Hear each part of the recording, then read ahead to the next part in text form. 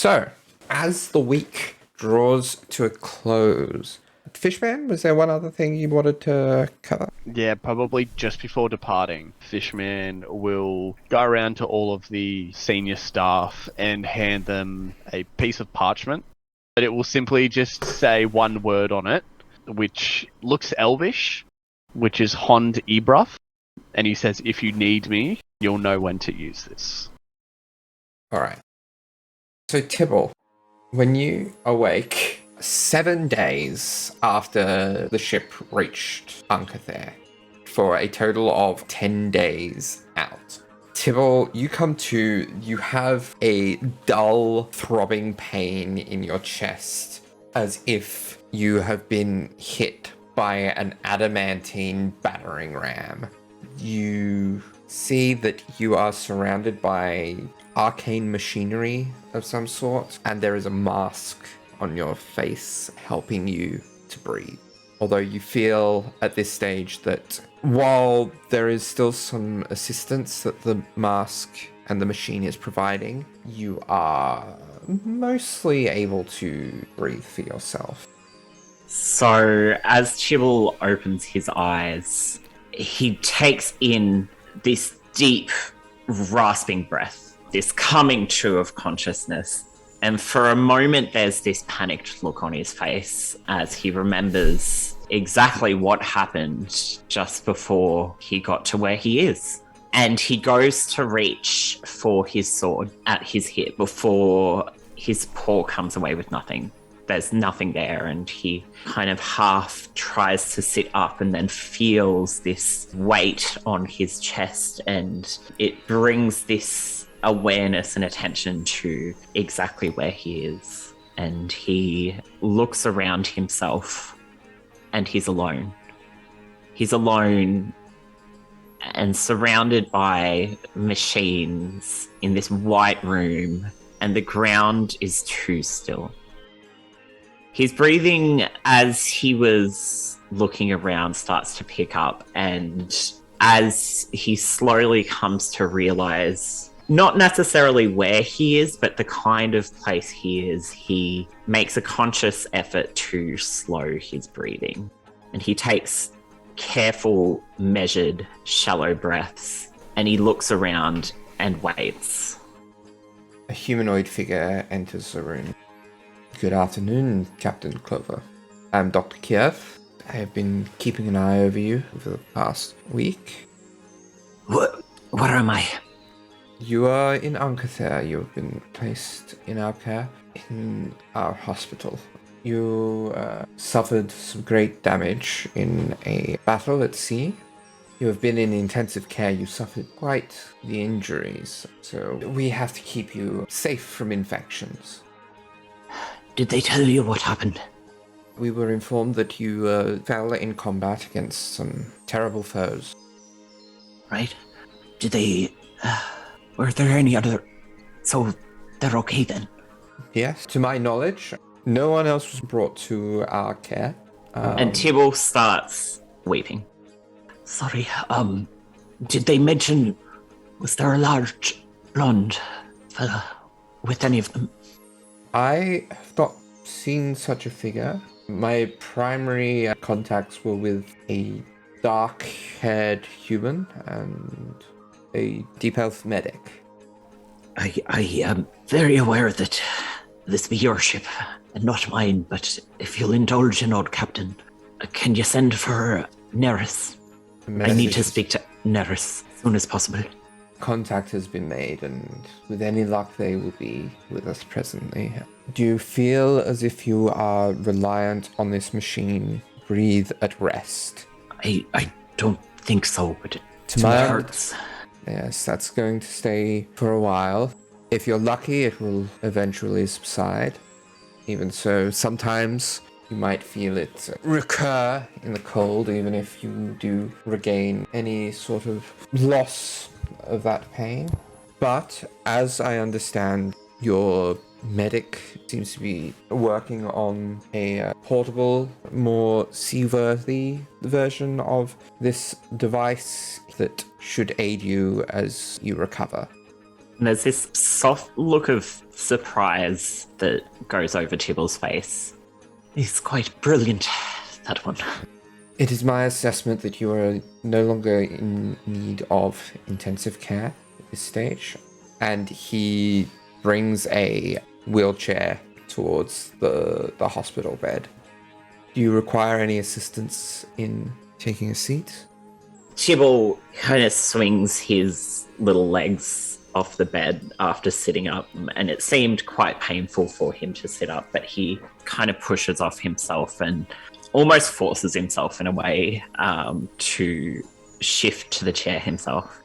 I would advise that you keep duties and any strenuous activity to a minimum for at least the next few days, at least until you start getting a bit more lung capacity and pain reduction back on track. He explains to you as he wheels you out to the visiting room. Is it more of a private room? I'd say, heads of the Hydra are paying, it would be a private room.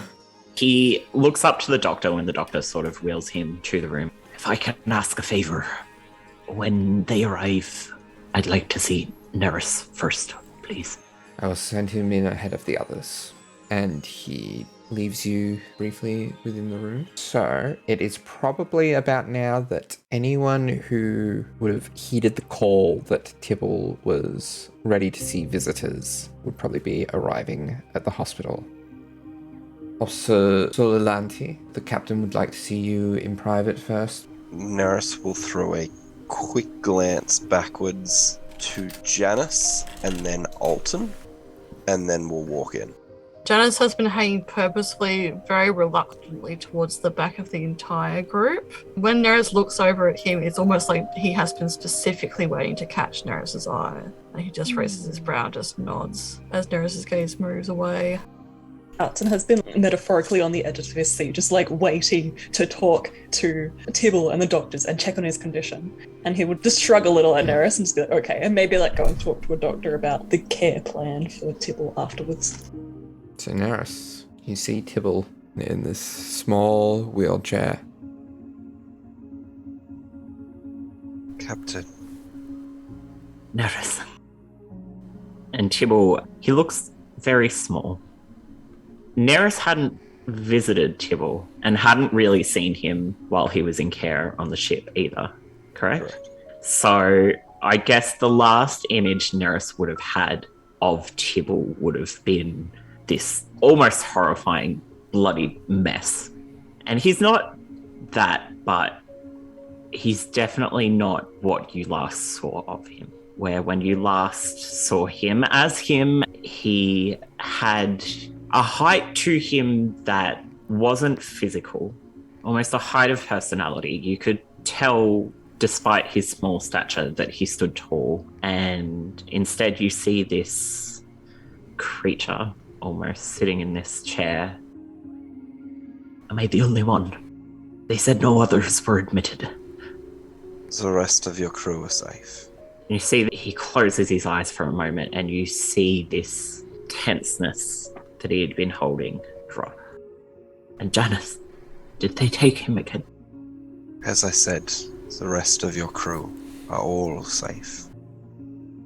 Tibble keeps eye contact with Nerys for a moment at that, almost searching his eyes for something. And then it just kind of clicks. And he slumps forward, his face in his paws. And this is probably the first time you've seen him truly break down like this. And you see not so much a pressure lifting, but you can see the pressure that was there. Sorry, lad, it's a lot. Thank you for taking care of them. Nerys will close his eyes and smile, and will slowly drop down to his knees and sort of sit on his heels, sort of off to the side of Tibble. You know, it is always what I would do in your stead. Aye, but sorry you had to. You just need to get better so that I can stop doing this. He looks at you You look tired, Nerys. You look like you slept for days. I need to prepare you for something. You couldn't have known, but I'm guessing you haven't spoken to Kara since I've been here. I have been giving Kara some space. She cares a lot about you, lad. I'm talking to you not as your captain, but as a friend. Both of us care about you deeply, Nerys. I think she would have liked to have spoken to a friend. She never leaves the ship, lad. Not without me. And I'm worried if I'm here what it means for her. Then you had best get better, so that you can return to her. So Nerys was very open and raw on first entry to this room. On hearing that, he's becoming not more businesslike, but more protected, like he's putting up barriers. And the more you talk, the more these walls are going up, and he begins to straighten his body a little bit more. And you see him sort of correcting the line of his knees so that they're perfectly in line with his shoulders. And he begins just nodding, and you can see him almost retreating into himself as he's thinking. You just focus on getting better, and you can return to the Polaris. Everything will be fine. Do you know why I became captain, Nerys? I understand why many become captains. I do not feel you are the same as many. I did it because she didn't have anywhere safe. And now she can be home and not ever have to have anyone question that. Think of me what you will from that. Is Janus here? He is, as is the rest of your senior officers. I'd like to speak to Janus alone first, if I could. The others can wait a little longer. As you wish, Captain. Nerys, Nerys stands. it's Tibble.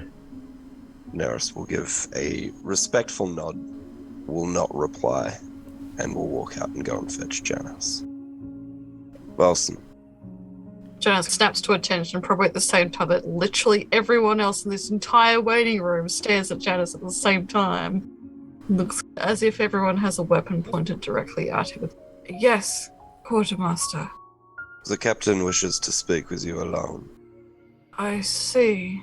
He flashes some kind of look at Nerys specifically, but then he just nods and will then steel himself and stride in. Nerys will just quickly turn to the rest of the crew. The captain is speaking and is recovering. It will take time, but I'm sure you will determine that for yourselves when you are in his presence. I hope he is faring well. So did you see any signs of like a fever or... Nerys will talk about like certain medical things that he has noticed with Alton for a little bit, but very standoffish and professional. After a while, Rue will just watch expressionless, then we'll turn and start talking to Fishman about how he's feeling currently. It will be interesting to see how Captain Tibble is. I think a great deal many things will change. Hopefully he can be discharged soon. I hope so too. And even though the doorway is tall enough to fit Janus inside, he still stoops as he has for a while. As he enters the doorway and looks around for a bit, his brilliantly glowing golden eyes are finally snapping down at Tibble. And then he just sort of stands there, and after a beat kind of just like looks sheepish and closes the door behind him. Tibble looks over Janus, and a small but really sad smile starts to form on Tibble's face. I can hardly believe it's you. If it helps anything, neither can I. Janus, I am so sorry. You're apologizing to me. Now, after everything.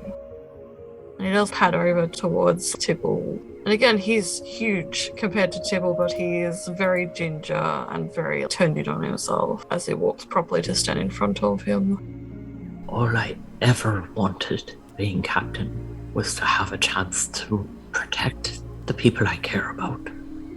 I failed in so many more ways than one. I forgot just how much I hate being a captain.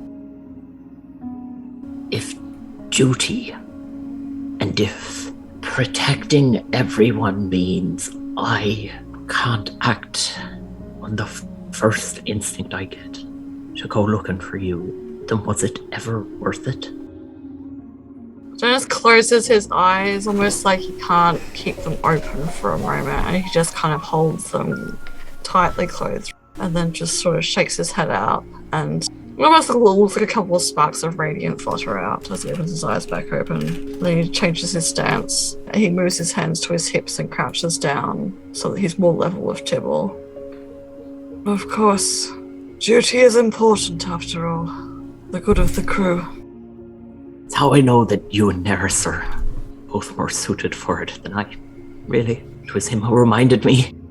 Well, you always put them before you, Janus. You always have.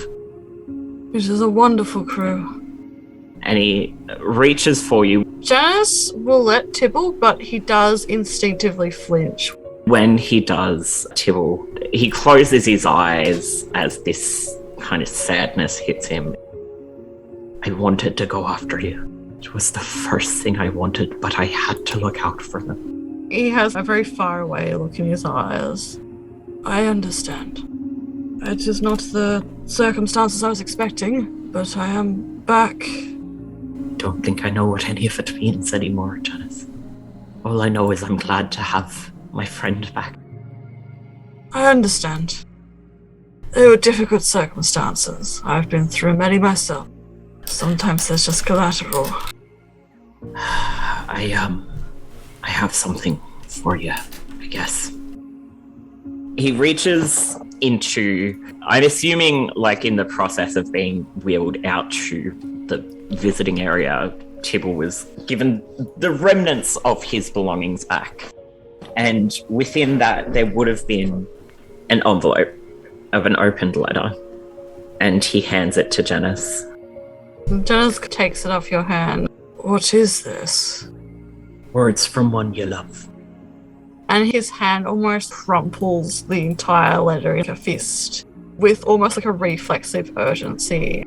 He'd been crouching gingerly and he rocks back on the balls of his feet and almost tears open that letter. You watch him go very silent. And then Janus's tremor, which is normally sometimes present in his hands when he's trying not to hide it, runs sort of like fire up his arms, unbidden. And then while he's reading, very quiet, his grasp on the letter pulls taut, and you can watch him suppress that tremor again. But he looks up at Tibble with wet eyes. She knows. She knows! Not everything, but enough. And Janus will stand up, and it would look quite intimidating, but Janus isn't bearing down over Tibble. He just has to go and pace in this room for a bit. Is there a window to the outside? There would be a window. So he paces around and then puts his hands down on the windowsill, and outside there is this huge rumble of thunder and a crack of lightning. And just for a moment, the small mist of rain patters down outside the window, regardless of the weather. He's breathing fast and tight, and then slower and slower.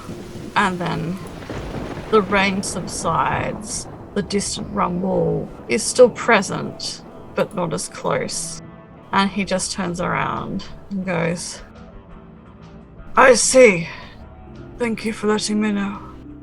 Tibble's been watching all of this quietly. There's not been a particular expression on his face, but he looks up at you and he's like, I mean everything I've said. But Janus, you're one of my oldest friends. And it's occurred to me, both in the time you were away and in, if I'm honest, this reaction, that I don't really know much about you. Because for me, If I were to go missing, Kara should be the first person people ask. Because she knows my soul. Something seems to click in him and he sort of relaxes and his expression softens. He pads over closer to Tibble and crouches down again and looks up at him. You're right, of course. But I do understand your reasoning. I get concerned sometimes when it comes to my family. They are incredibly dear to me. Perhaps we can bridge what things we do not know about each other in time. Tibble has a small smile at that. And he reaches his hand out to Tibble. He squeezes your hand. I'd very much like that. We will have to do a bit of training until we can get back to our arm wrestling competitions, I think. For now, I am glad to be back in your company. And I do apologize dearly for all of this. I was at the end of all things. You're here now. And so am I. That's true. We're both here now. They all missed you, you know. I have not left the best impressions, but I will get there. I missed you too, for what it's worth. Every day. So I'm glad to be back, and I'm glad you're back, Captain. To fight again another day. Towards the horizon. Best let the others in here before Alton gets kicked out of the hospital for harassing the poor staff. And he stands up and just shoots a grin at Tibble and then turns back to the door and his expression just blanks over. He walks up to the door and throws it open. Come on, everyone! Don't want to miss saying hello to the captain again. Excellent, he's all ready. Alton will just bustle over. And Janus kind of ushers everyone in and his eyes look over to Nerys. Nerys is watching from sort of a few feet back, sees everyone else walk in, and then his expression kind of blanks over. We'll look at Janus, give him a nod, and then we'll turn and walk away back to the Polaris. So it just looks like he's calculating something. Yeah, alright. Janus watches him walk off and then looks back as people are cheerfully being like, wow, Tibble's alive. How cool. And then he will stride to catch up to Nerys' pace, probably before he leaves the hospital entirely.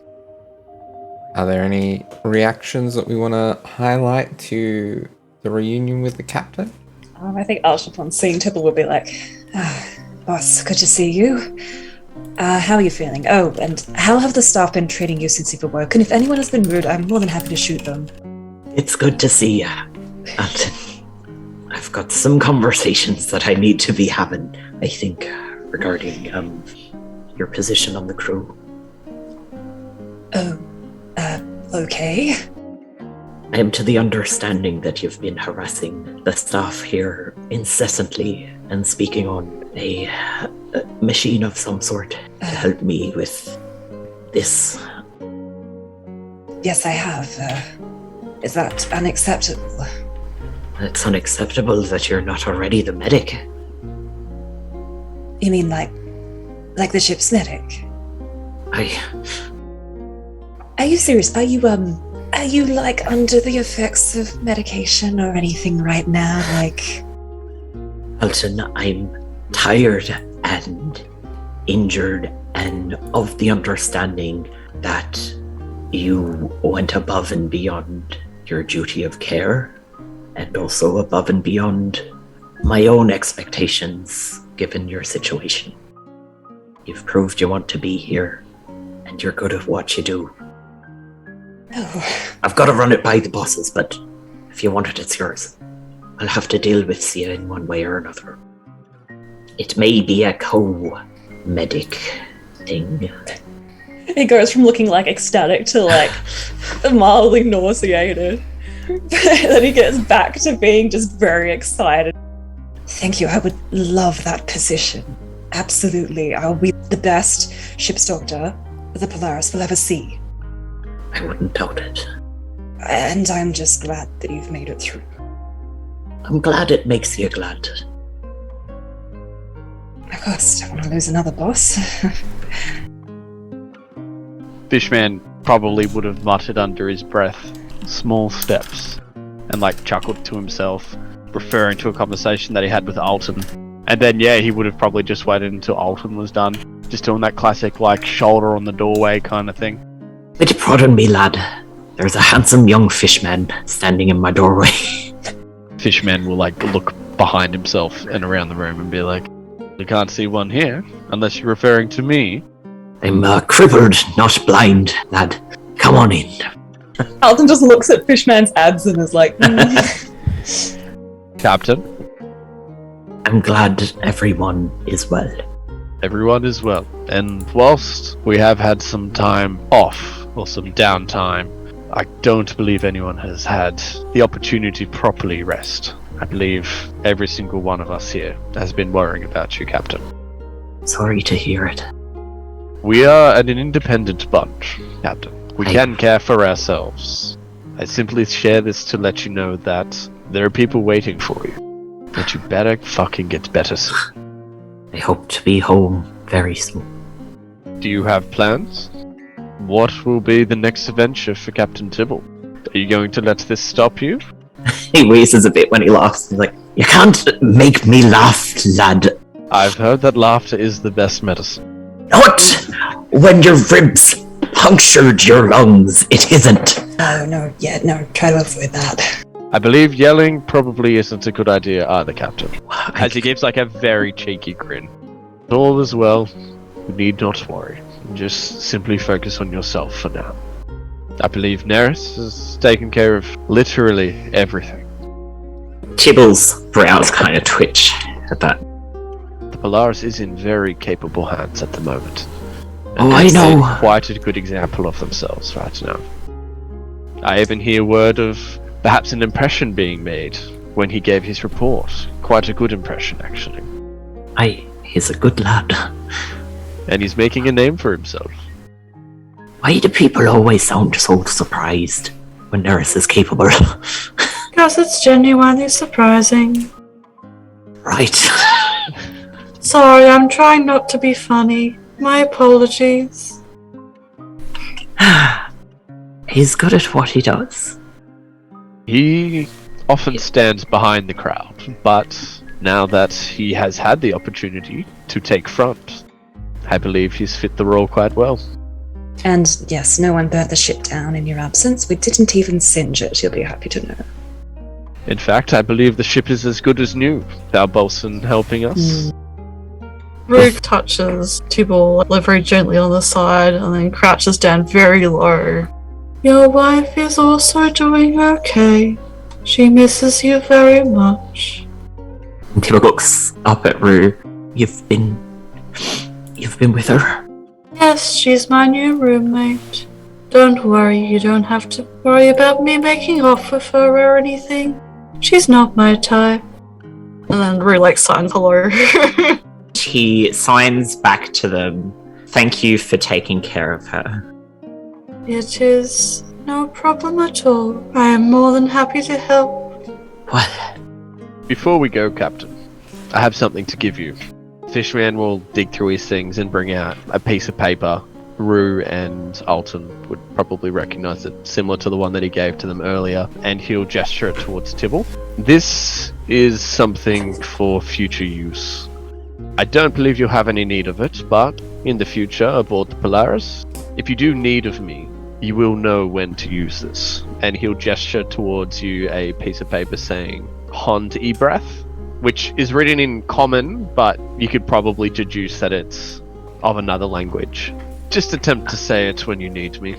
And again, you will know when you need to use it. He immediately says it. But he's like, oh, sorry, I don't need you. I just wanted to make... I mean, it works. You're here. That is true. It means true friend. Oh.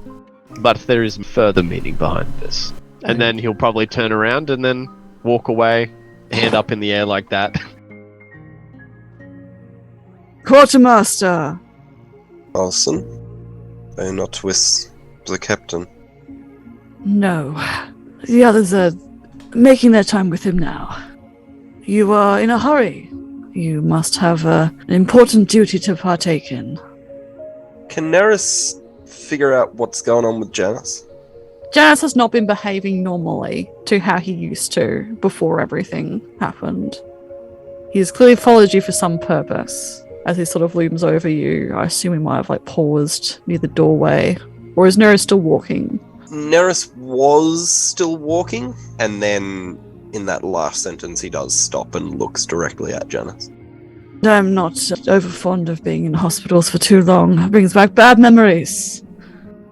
You know, one time I had to fight off a siege of undead hordes. It was the only hospital in the district, and the power was fast fading. It was approaching midnight. The zombie hordes were trying to get the last power source, and it was only me. And it was a terrible, fearful thing. So ever since then, I have never had the stomach for hospitals for too long. I was merely curious why you were so eager to leave so quickly. Curiosity is important. I have realized that things have been set in motion that cannot entirely be undone, but can be lessened. Like your dream? But one of many, unfortunately. No, I have see. made a more material mistake. An oversight. With whom? Unfortunately, I believe many a people. That is regrettable. And so you are going to seek to rectify that mistake? I seek to try. I know you don't like hospitals, but there are no zombies here. Why have you followed me out? It looks back, and then this distant rumble of thunder in the background, even though the sun's shining outside. And then he looks back down at Nerys with golden eyes and has this sharp, now lopsided kind of grin. And he's like, the captain said it was your recommendation to consider the well-being of the crew a few weeks ago. It is always my goal to better the well-being of the crew. How do you mean? But I do remember about a week ago or so, you spoke to me of a different order for why I was not found earlier. And he just looks Nerys up and down. Nerys has also shifted his expression. He was guarded before, and now has almost become even more so. A 19 insight? And that's a 21. Just before Nerys' guard goes up again, his eyes do widen, almost imperceptibly, and there's a small intake of breath, and his shoulders kind of rise up a little bit. And then he becomes very difficult to read. That decision was made by the captain, however, it was influenced by myself. You must understand, I wanted to, above all else, find you, rescue you. However, we had no information to go on, and until we did, abandoning what allies we have is not rational. Like I said, I was merely curious. I have not come to war or to quarrel. I just couldn't be in that room any longer. And besides, it is in the past. There's not much that can be done about it. I don't know what decision I would have made. If I gave you an answer, would you believe me? Of course I would. And he just smirks and just looks at the ground, puts his hands on his hips, and then looks off to the side for a moment, and then looks back. Perhaps it is irrelevant. About where you were going off to, I'd just like to remind you of the Sin Seekers that day. You can see other futures, can't you? I have. The only thing that made me falter against my own will and good conscience was your apology. There is a lot of power in words. I am not a tactical person, but I believed that then. And I must apologize. I am taking you from your business. I have ruined the mood. I did also just find out my wife had been contacted very quickly after my disappearance, so I am also sort of trying to sort that out. So it's been a bit of a day, I will admit. Is she safe? I don't know. Who contacted her? The captain, apparently. Well, my apologies, quartermaster. As I said, I was just curious. Regardless of what shore you wash up on, I do hope your feet find solid ground. Perhaps one day. What about yours? I much prefer the deck of a ship. That is understandable. I don't believe you'd be able to swim half as good as I can. I'd find that offensive, but it is incredibly true. Excellent! I must be going. I hope it goes well. Janus, regardless of my position, I am happy you're safe. I appreciate it. Regardless. Nerys will give a nod, and then turn and walk out the door. Will we be, taking Tibble back to the ship? Is that where he'd want to go, or somewhere else? So once his medical caretakers have taken care of whatever magical pain potions or different care plans need to be discussed, it'd almost be an unspoken thing that he is to be taken back to the ship. Yeah, of course. Then Alton would start Unless doing that is so. When you get to the ship, Kara, having heard that Tibble was awake, you actually find her in the captain's quarters, and she would be pacing anxiously back and forth, wringing out her hands. And when you bring Tibble in and wheel him in, she kind of turns and she has this shocked look, and then her face crumples and she goes up to him, and she is very sort of careful and cautious in the wheelchair, and she looks to you, Alton, and she signs to you, "How can I help?" And she's got tears streaming down her face, but she's immediately focused in the way that you would see her when she's in the kitchens. I'm sure once he's awake, just you being here will be help enough. I guess for now we'll just get him into bed. He's doing quite well. He's been fully discharged, but of course it's going to take a little bit to recover. But there we go. And she Your nods. husband's back. And she signs thank you to you, and she will help you gently lift him into the bed without disturbing him. And yeah, she will take a seat next to his bed, and that's where she will stay until she has to go to the kitchens again. Nerys left the hospital to go and find Kara immediately, and I think probably made his way back to the Polaris, but then thoughts about the conversation he just had with Janus, the conversation he had with Tibble, everything else that's happened in the last few days, and he's probably just paced up and down the dock for a little bit, reboard the Polaris, and find Kara wherever she is, however long it takes him to do so. And maybe he's knocked on a couple of wrong doors and was like, "Oh, my apologies, okay, never mind." And then we'll eventually find Kara, or the room where Kara is, and we'll knock on the door and wait a moment and then open. Kara would turn to Alton and just frown a little bit in confusion, stands to go to the door, and that's probably when Nerys enters. Nerys. Good to see you, the captain. He's just sleeping right now, so best to let him rest a little bit. Of course. I trust there were no complications with the staff at the hospital. It all went pretty smoothly. They think he's well enough to be discharged and everything.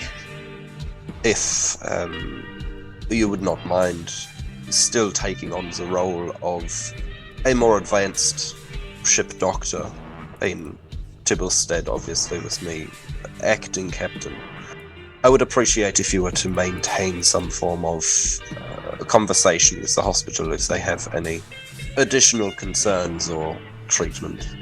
No, that's a good idea. I'll make sure if they've got any advice or anything. Especially now that I hope you wouldn't immediately overturn Tibble stating me as the ship's doctor. I'm very proud. Kara, who had just been sort of staring at Nerys with an unreadable expression, still half getting up from her chair, turns to Alton, and she has this really excited expression on her face. And she signs a couple of things really, really quickly. Nerys, you would see that she is just gushing words of affirmation pretty much at Alton of how much he deserves it, how exciting it is, how much he wanted it, and then remembers that Nerys is there and just stiffens and straightens a bit and slows down. Yeah, we're going to have a bit more of a talk about it, figure out what we're doing with, the kitchen and everything. But as long as, I don't know, it wasn't just panic medication talking or anything, I might be the ship's head medic. Oh, congratulations. A fitting role for you. I have always gathered that your skill as a medic far outweighs the position you were placed in. Thank you. I have so many ideas. Gonna have to get drafting, gonna have to see what to do about Sia. Well, again, congratulations. I will leave you with your patient. Kara. Kara signs as a question. Captain? I realize we have not had much time to talk. Would you indulge me? And Nerys will open the door. She just nods and she glances at Alton. Her face is still unreadable. I think, Alton, you would see that she's almost kind of not looking to you for comfort, but it is a moment of self-indulgent comfort for her to look to you. And then she bends down and kisses Tibble's brow before walking out of the room.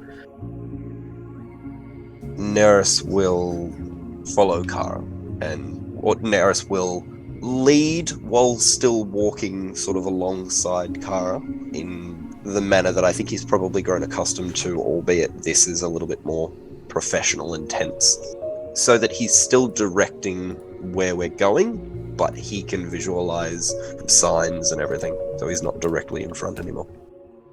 Nerys will start to walk very slowly, almost lazily, through the lower deck.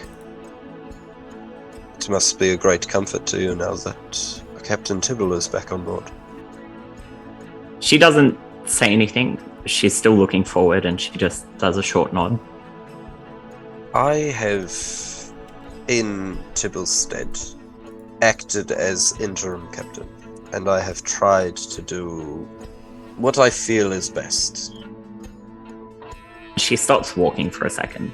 She's looking towards the ground now, and she has sort of been looking downwards. Since she saw you in the captain's quarters, she hasn't actually met your eyes since it has just been the two of you. As she signs, and you couldn't see it before through your periphery, but her hands are shaking, and she signs, "Please don't make me leave." Nerys will allow the silence to kind of fill the conversation for a little bit before slowly walking back towards Kara, and will slow his steps to see if Kara is continuing to follow as we're walking back to the captain's quarters. She doesn't follow. During my time as captain, and Nerys will lean his back on the wall in this hallway that we're in, and will look up to the roof. I did not know what to do. I tried to do what was best for the crew as a whole, but I failed to identify the needs of the individual. That was a mistake. She kind of frowns a little bit at that. Like, you just see the slight twitch of her brow, but she's still looking down. I realized at the time that you must have been hurting. I did not know the full extent until about an hour ago. I have no love for the role of captain, you know this, I've told you this before. But when our captain was interrupted in his duties, I needed to step up and make decisions very quickly and without much thought. In times of uncertainty, certainty will triumph. I believed at the time I was doing everything that I could to help the Polaris, to help your husband. I did not feel, regardless of what I knew about you, your relationship to him, your relationship with yourself, I did not feel that keeping the captain on board would be beneficial to his health. In order for him to survive, he needed the best medical treatment that we could provide. And the best medical treatment that we could provide is not something that we can provide, but that those at Ancathair Medical. She, her frown deepens for a second, and she looks up and she glances at you, and you don't read necessarily true confusion, but there's an element of it there as she signs and asks you, "You're not kicking me off the boat, are you? That's not what this is about, is it?"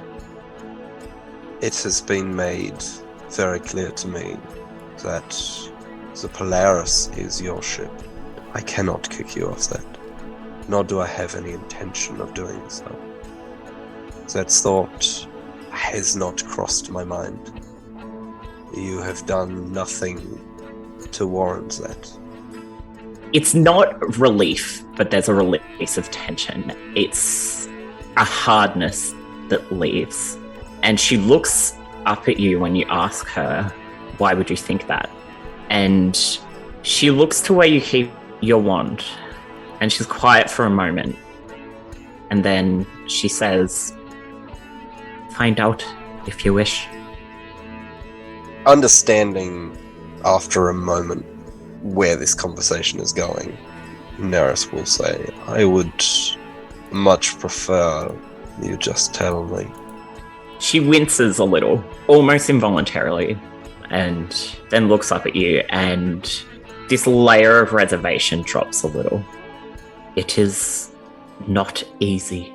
Before Tibble was captain, I was not welcome. Not really. Not in the ways that are safe.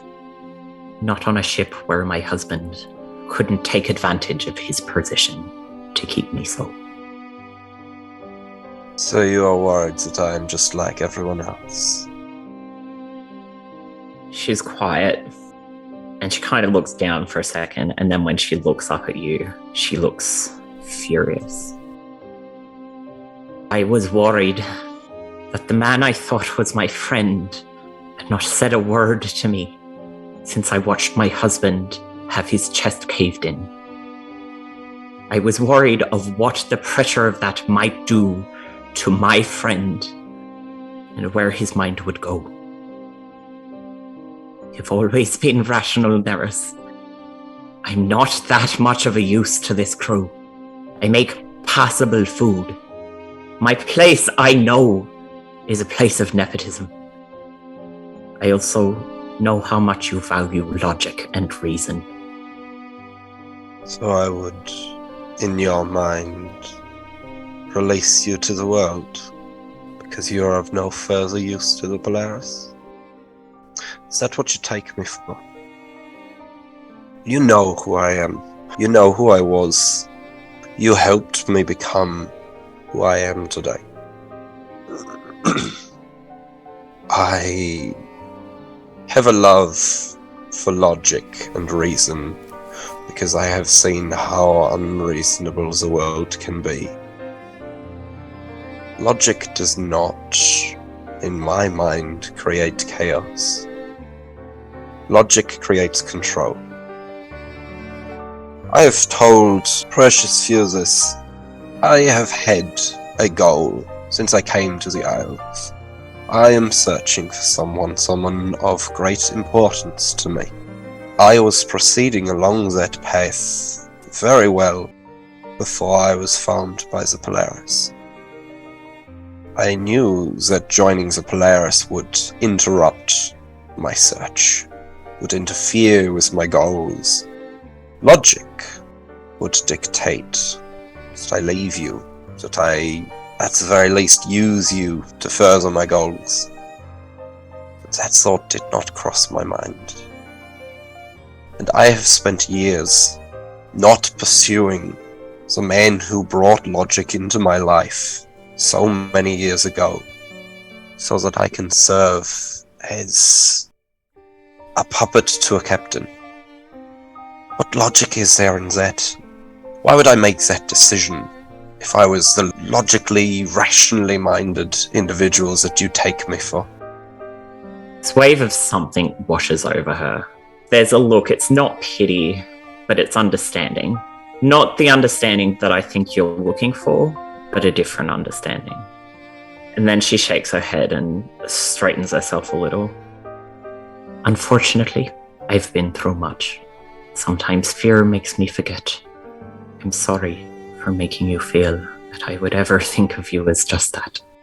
You're not, and I know it. She nods her head to you in a similar way to how you would nod to the captain. Nerys, you deserve to be trusted. Thank you for making the hard decisions. Go and be with the one you love. He needs you. She looks up at you again, and she reaches out a hand. Nerys balls up his fists and almost pulls away before there's a little twitch in his mouth, and he'll release a hand. She takes your hand and she presses it just above her heart, and she releases your hand and signs, "You have place here too."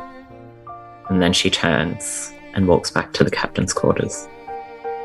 Nerys will watch Kara go, and then will very slowly turn and almost glide, his eyes not focusing on anything, his body just taking him. He makes almost no sound as he makes his way back into his quarters. Releases this little metal bar that is in between one of the shelves on his bookshelf to stop the books from going out on the high seas. Pulls out this decently sized black chest that's nestled amongst books, places it down on his desk, unlocks it, and just starts to flick through a couple of notes that he's got. A lot of them are old, curling around the edges. Some of them are ripped from diaries that have potentially been Nerys's or potentially someone else's. And he gets to one that he looks at, and he just sort of reads it and will just slowly press it to his forehead. I haven't given up. I will find you again. I will. Probably around midway through potentially the second day of Tibble being back on board, that Nerys will go up and express that a request has been made by the heads of the Hydra for Tibble to have a conversation. As you enter the main chamber, the heads of the Hydra, you see Azan, Kero, Sagoti, Zara, Gorik, and Rosh. Kero leans forward. You have returned. Tibble, from his place in his tiny little mouse wheelchair, does almost a slight approximation of a bow. So Nerys, on Kero talking, would open his mouth and then immediately close it again as Tibble starts to bow, and will just cast a quick mage hand and just place a hand on Tibble's shoulder. Yet to be bested again. I trust you're well enough to at least return to your administrative duties on board this ship. The captain is recovering well. Nerys has done very well in my stead, and is continuing acting captain while I cover the administrative side of it. Sagoti, who's like a brightly coloured, feathered woman, she just kind of leans forward and pipes in like, "Oh, that's so wonderful to hear. We do like to hear that all of the crews under our command are getting along so well. You know, it can be a bit of a liability if there's any clashes in personality or anything. So I'm glad to hear that there's been no problems here. That's very good." Zara, the half-orc, leans back in her seat, her fingers steepled. Oui, it is good to see you are still able to handle some of the reins, Quartermaster Salalanti.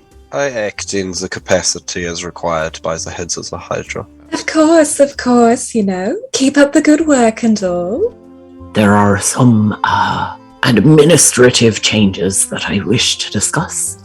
However, while I will not be capable of field duty myself, I do believe that I have a wonderful and capable crew with strong leadership amongst them. It's probably at this point that Goric will stand up, which generally is a fairly normal thing, but him being a half-giant, it's kind of a little intimidating. And what of the Sun Seekers that have sowed such destruction aboard the Polaris? Your quartermaster, acting captain, tells us that the problem is being dealt with. Well, I'm yet to have the discussion with our current acting captain as to our next steps. However, we do not anticipate that anytime soon. I believe that the necessary action has been taken. Oh, you believe, do you? I don't know, I'm not sensing a very, definite language there. It's I know, not I believe. I just really want a can-do attitude from all the people under our command. As I mentioned in our previous encounter, I have done all that I can in my power as acting captain and staff arcanist to ensure that no more unwelcome guests will be able to track their quarry. I do not believe such a thing is able to happen anymore due to the policies and procedures we have put in place. That is to say, when I say that I believe that some action has been taken, I mean that I strongly believe in the convictions and actions of Nerys, acting captain and quartermaster. Goric will probably sit down with a thud and a tremor and say, Whilst things may not be certain, it is certainly good to see you once again, Tibble. And we would have you know, your acting captain left quite the impression on us last we spoke. He seems like a very capable young man. Aye, that he is. The gnomish form of Azen speaks up. Have you any intention which job I'll offer you are intending to take?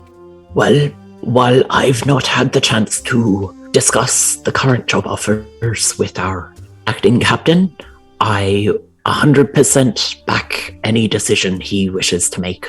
After a conversation with the senior members of the Polaris, we decided that the missing persons would be of utmost priority.